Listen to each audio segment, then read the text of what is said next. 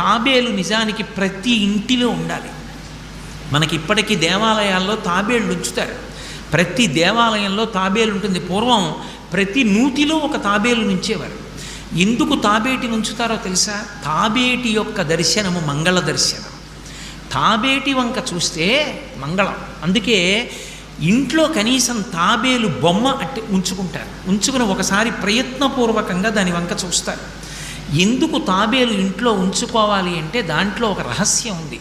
దీక్ష అని ఒక మాట. దీక్ష అన్న మాట దేనికి అన్వయం అవుతుంది అంటే యజ్ఞానికి అన్వయం అవుతుంది. యజ్ఞం చేసేటటువంటి వాడు దీక్ష స్వీకరిస్తాడు. దీక్షా స్వీకారం చేశాడు అంటే ఇంటి లోపలికి మళ్ళీ వెళ్ళరు. ఇక పూర్తయిన తర్వాతే ఇంట్లోకి వెడతారు. ఇల్లు విడిచిపెట్టి బయటికి వచ్చేసి దీక్షావస్త్రాలు కట్టుకుని మేళతాళాలతో యాగశాల ప్రవేశం చేస్తారు. ఇక ఎప్పుడు మళ్ళీ ఇంటికి వెళ్ళడం? ఆ యాగం అంతా